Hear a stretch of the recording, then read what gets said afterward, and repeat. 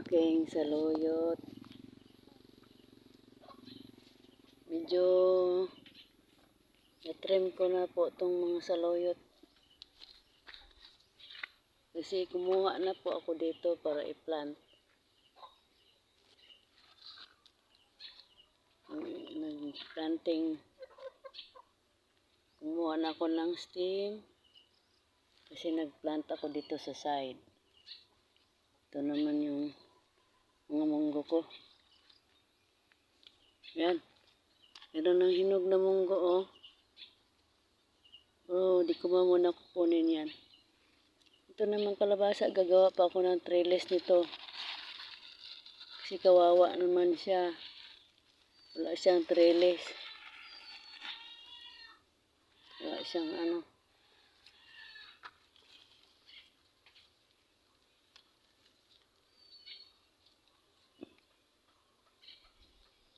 Yan. Yan sa loyot.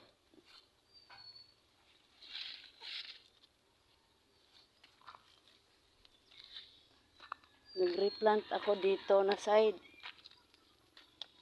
Yan. Kasi pwede itong direct to sa ano eh. Sa yung stem niya, kukuha ka lang. Tapos direct mo lang siya dito. Ito mga bagong tanim to na alugbati.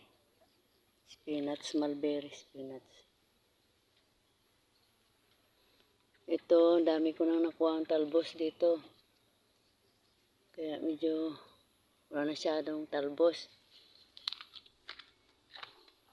Tapos ang aking isang kalabasa, kawawa naman.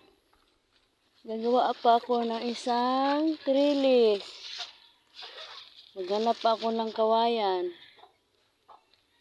Gagawa ko siya ng bahay niya. Kasi kailangan may bahay siya. Para makagapang siya maayos. Itong talbos, kamuti ko, nagtanim lang ako ng isa dito kasi tumubo to kasi bulky. Madadama yung mga alugbati kong bagong tanim. Ito na yung nireplant ko na sa loyot. Yan. Ilagay ako dito sa loyot. Yan. Dito sa likod ng mga chicken. Tapos yung na-pruning ko na